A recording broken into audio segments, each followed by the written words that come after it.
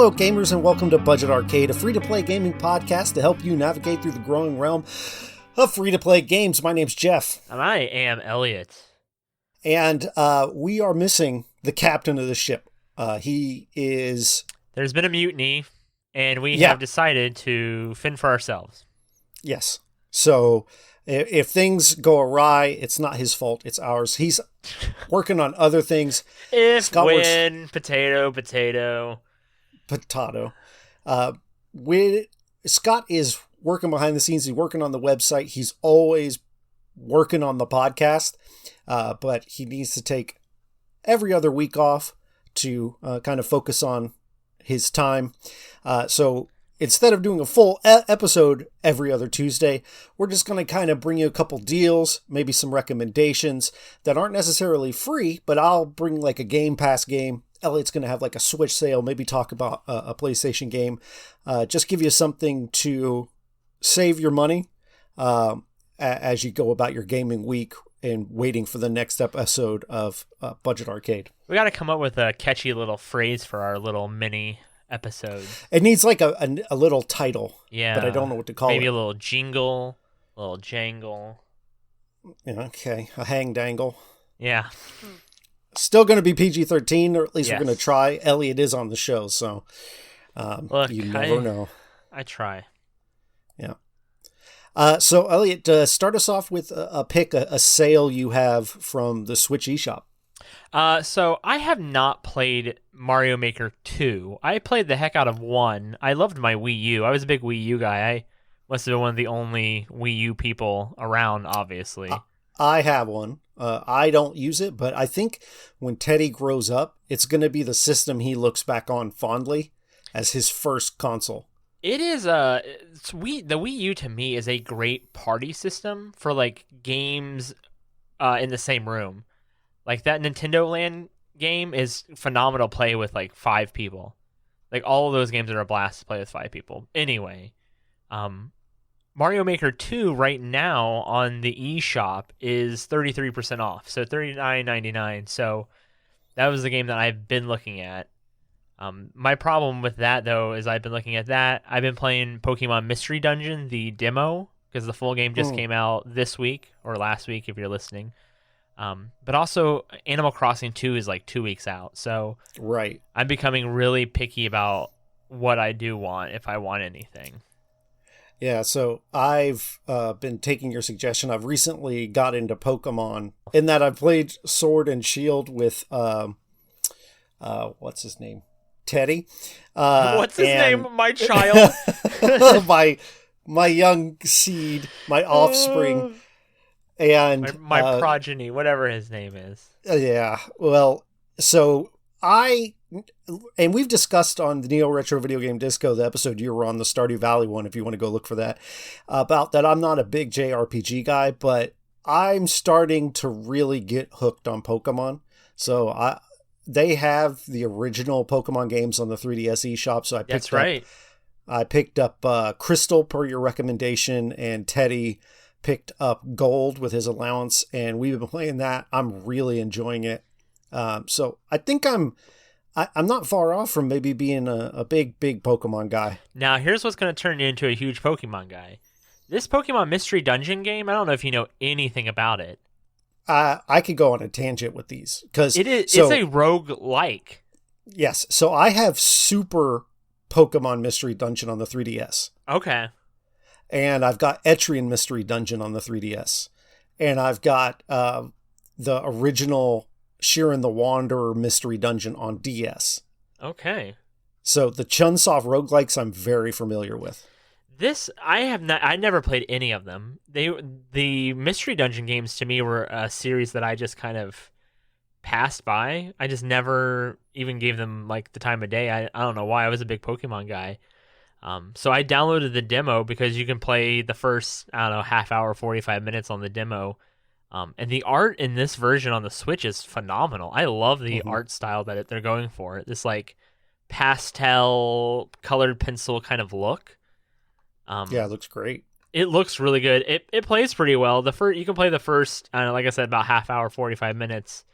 You can do the first entry dungeon. You can do a couple of the side quest dungeons, so it's pretty interesting. I don't know if I would drop a full $60 on it because that's the price of the game.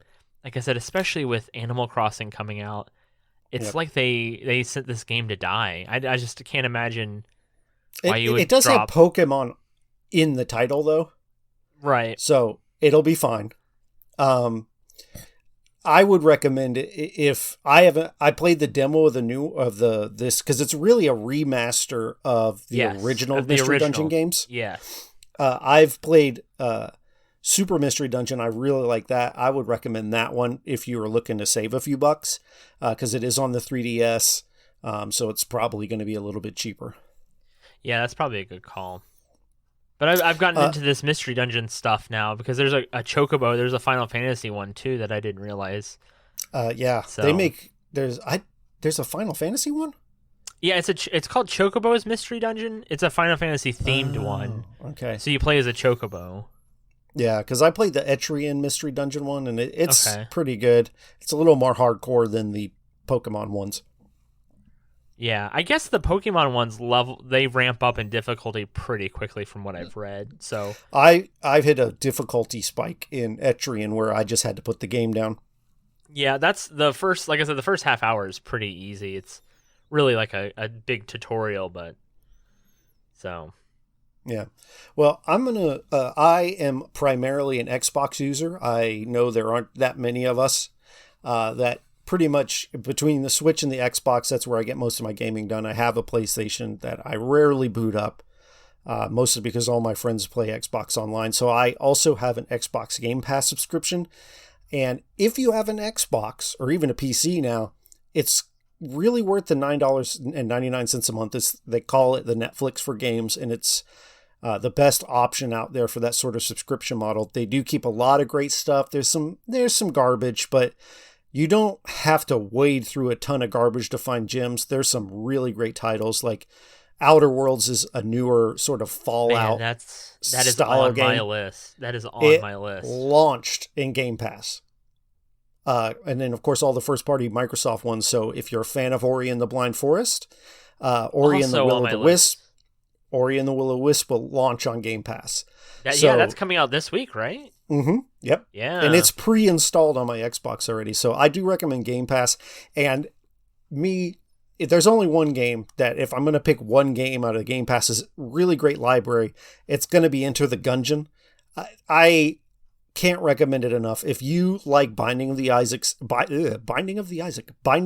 style games or Dead Cells or Spelunky, this is a no-brainer. This game is a bullet hell twin stick shooter. Think kind of like a Smash TV, but with the sort of game progression and game loop of an Binding of Isaac, where every time you play, the floors are randomly generated. Each level has like 3 bosses with the exception of the final boss. There's secret levels. There's tons of items to get. They've added synergies, and they released their final update about 6 months ago, I think, and it's just super fun to play. Occasionally you can find it on sale for like $7.50 on Switch. But if you have Game Pass... Yeah, I picked it up on sale on the Switch. And have you dug in yet? Not really. Not like I should have. It plays really well with a Pro controller, and it does not play very well docked. I've learned. It doesn't play well docked, or you mean docked, handheld? Sorry, handheld. I reversed that. Yeah, handheld. It's just weird with how the Joy-Cons are connected. It just doesn't feel fluid. And I think your finger would get really tired. Yes. And cramped pulling the trigger on this game. And I really like the Switch controller for this, because even though I do have it on Xbox and I've beaten it and gotten everything done on Xbox, the Xbox has that analog trigger, so it's a longer trigger pull and it'll wear out. Whereas the Switch Pro controller has a hair trigger. It's more clicky. There's no range of motion on it. And I think that really benefits the game to play in that style, because you don't need an analog. You need that clickiness so you can rapid fire. You will hit like sort of a skill wall that can be demoralizing. But if you watch some streamers, there are patterns to dodging all the bullets that are flying at you. and you can get good at the game, and sometimes you can just get lucky. There are, at times you can get item combinations that pretty much guarantee a win for even the newest of players of the game. What's the best class in that game? Well, so that depends on what your playstyle is. So they have the pilot's probably my favorite, but mostly because he's a character based around getting as many items as possible. He has some of the worst accuracy in this game. His starting weapon is the worst, but he has lower prices at shops, and he has an item that can pick locks, which sometimes works great, sometimes doesn't work great, but it really gives you a chance to get as much stuff as possible. I think if you're playing and you're new, the Marine's the best. He starts with some armor, so you have a little more HP. Okay. He's highly accurate, and he has a really good starting weapon. Well, maybe I'll try to play some more this week, and we can talk about it in 2 weeks. Yeah, I love the game. Are you familiar with the Exit the Gungeon, which is it's the Apple game that just came out with whatever their game streaming platform is called. Little bit. I've seen a little bit, and it mildly interests me. They also have like an arcade shooter game. You remember the Terminator 2 game? Or the Aerosmith game. They have one of those with Enter the Gungeon. They don't interest me that much, mostly because I can't play them. I don't really have an Apple device. Yeah. I do believe Exit the Gungeon is coming to PlayStation in the very near future. It is, yeah. I think it was like a 6-month thing. Mm-hmm. With so Apple, I'll probably try it out then, but it doesn't look like it looks like the sort of thing that's a fun distraction, but probably won't take up much of my time. Okay, interesting. Well, the last thing I had to bring up was March's PlayStation Plus games. Do you follow? I'm sure you don't follow PlayStation's games of the month. You probably follow. I Xbox's. should, because they have some incredible single player games. They go free sometimes. They just had The Last of Us. The Last of Us remake was free last month. So or maybe it was 2 months ago. Yeah, I do have that. I can't remember what the other month. Maybe last month was something else. Man, they've had the last 3 months. They've had some pretty killer single player games on that list. Oh, the BioShock games. That was last month. Was the BioShock trilogy, which is again phenomenal. Yeah, I've tried. It couldn't get into them, or? Yeah, I tried the first one, and I have a friend who swears by them. It just didn't click. First one's phenomenal to me. Third one's phenomenal to me. Second one's good, but not. It tries too much to be the first one, and the third one they just take it in a completely different direction, which is what I really appreciated about it. Yeah, I want that fourth one so bad. But anyway, March's games. The first one is Sonic Forces, which I have never played. Yuck. Oh, is it that bad? I don't know. I'm a Sonic fan, but really, Sonic Generations was great. Sonic Mania is amazing. Well, this is brought to some of the guys that worked on Mania worked on Forces. I do know that. Okay. So there is some slight hope there, maybe. Huh. But the real gem here is Shadow of the Colossus. Really? Yes. Which is made by the team ICO or ICO, however I know everyone pronounces it differently. I've never played that, but I've heard amazing things. So I will. Wait, is that free in the second half of this month? No, they are both free starting, I think, the 4th. So I mean, I know we're recording on the 8th, so they've been free since Monday the 2nd. So okay, I will check out Shadow of the Colossus for sure. They've made 3 games. They made Ico, which is really good. Shadow of the Colossus, the version I play was the PlayStation 2 version. So this one is the PlayStation 4 rebuild. Or they've completely just, moved it up level-wise, or looks-wise. And then I haven't played The Last Guardian, which is their other game, but Ico and definitely Shadow of the Colossus are, I think, the 2 games that people bring up the most when they talk about video games as art. Mm-hmm. The story and the look and the feel of Shadow of Colossus is just phenomenal. Yeah, I gotta play. I've heard how amazing it is, and it is. Yeah, from beginning to end, it's a phenomenal storytelling. It's visually very appealing, at least on the PlayStation 2. I would imagine on PlayStation 4, it's even better. So if you haven't played those are definitely worth picking up. I don't know about Sonic Forces. I'm going to pick it up and see. Well, there's no reason not to try it, but yeah. I wouldn't get too excited about that. Yeah, I'm not holding my breath. Yeah. So you have anything else for us, Jeff? Not really. All right.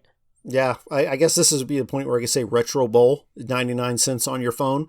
It's fantastic if you like football. But other than that, I don't. So. All right. Well, we'll be back next week with a regular episode talking about Dragon Quest Heroes of the Stars, Dragon Quest Stars, something Dragon like that. Quest to the Stars. To the Stars. Dragon Quest of the Stars. Who knows? But tell us what you're playing. You can hit us up on Twitter and Instagram at Budget Arcade. You can also check out our website, www.budgetarcade.com.